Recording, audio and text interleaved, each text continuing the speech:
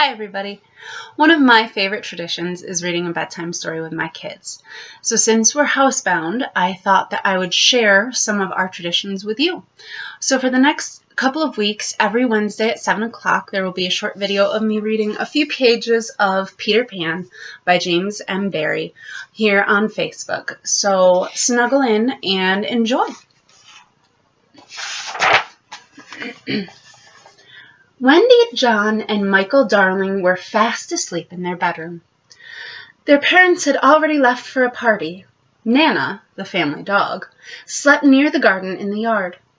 All was quiet in the Darling house this night.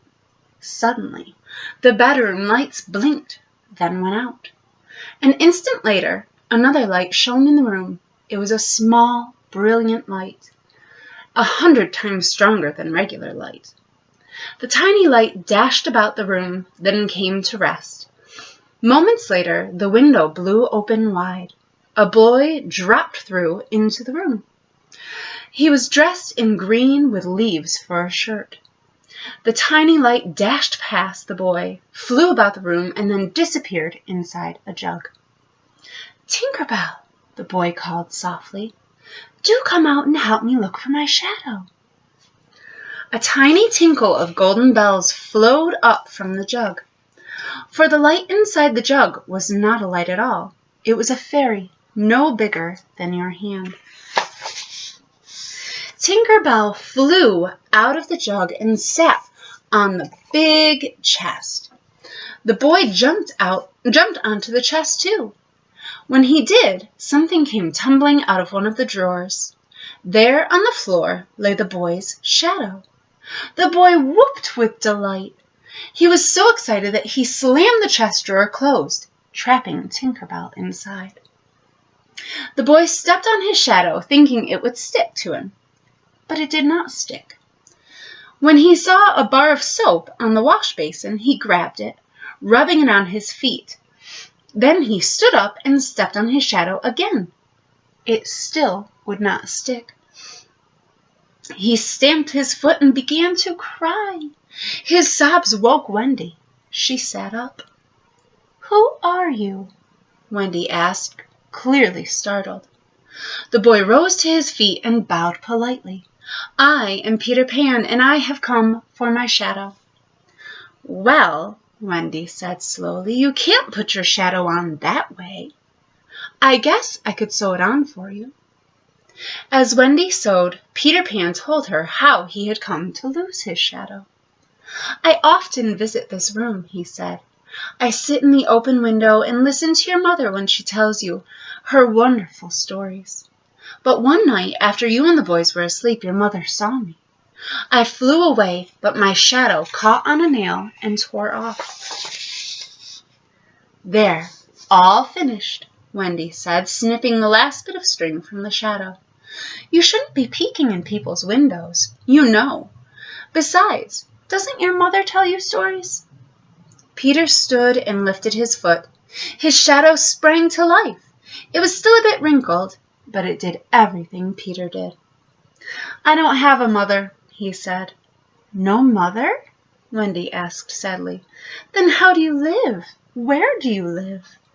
"Second star to the right," Peter said. He was pointing out the window.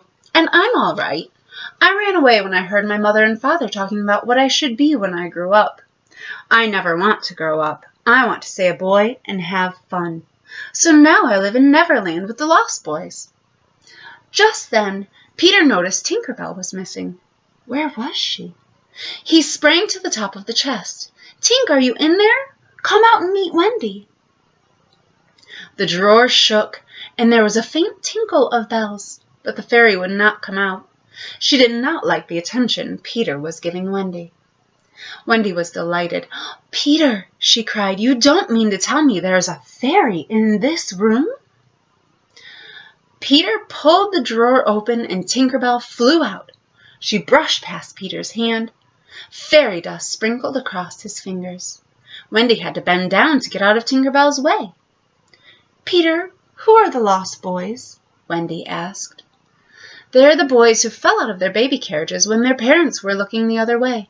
If they are not claimed in 7 days, they are sent to Neverland. I am their captain." "What fun it must be!" "Yes," said Peter, "but we are lonely too. And and we have no one to tell us stories." Then Peter had an idea. "Wendy, do come with us and tell stories to the lost boys, Tink and me." "Oh, I can't," Wendy said quickly. "Think of my brother John and baby Michael." Peter scratched his head. Then he brightened. "Bring them too," he said. "But Peter, I can't fly." "I'll teach you. It's easy," Peter said. "Will you teach John and Michael too?" "Of course," Peter said. He sprang into the air. Wendy ran to John and Michael to wake them. "Wake up," she cried. "Peter Pan has come. He's going to teach us to fly." John rubbed his eyes and sat up. "I say, Peter, can you really fly?" Peter flew around the room. "Wow," said Michael. "Your turn," Peter said. The 3 children jumped on their beds, spread their arms, and tried to fly, but they all went down instead of up. Peter laughed. "No, no," he said. "How do you do it?" John asked, rubbing his knees. "Think lovely thoughts, and the thoughts will lift you into the air." The children tried again. Each thought the loveliest thought they could think, but not one of them started to fly. Peter scratched his head again. Then he remembered. No one can fly without fairy dust. Peter still had Tinker Bell's fairy dust on his fingers. He clapped his hands in delight, then sprinkled each of the children with a bit of it. "Now, think lovely thoughts and wiggle your shoulders this way," he said, wiggling his, and let go. Michael was the first to try.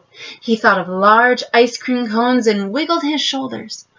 All at once, he was in the air. John thought of slaying a fierce dragon. Suddenly, he was in the air also. Wendy closed her eyes. She thought how lovely it would be to fly. When she opened her eyes, she was nearly on the ceiling. "Look at us," they cried. Up and down and around they went, swooping, gliding, and giggling. "And now," Peter said, "are you ready to come with me to meet the lost boys of Neverland?" John and Michael looked at Wendy. She was the oldest of the darling children. She made all of the important decisions. "Do let's go, Wendy, please," John pleaded. "It does sound like fun." Yes, I want to go too," Michael added. Wendy hesitated. Peter hopped onto the windowsill. "There are mermaids," he said, "and pirates." "Pirates! Let's go at once!" John cried. It was just at that moment that Mr. and Mrs. Darling returned home from the party. They would have reached the bedroom in time to stop the children if it had not been for Tinker Bell. She warned Peter to be quick. Peter called to the children, "Not a moment to lose." He soared out into the starlit sky with Tinker Bell. Wendy, John, and Michael close behind. Their dog, Nana, woke in time to see the children fly out of the window. She yelped and barked at the children, but they did not hear her as they flew away into the night. "Second star to the right and straight on till morning," Peter said, urging them on. We'll stop there for tonight, but join me next Wednesday, 7 o'clock, to hear the next bit. Thanks.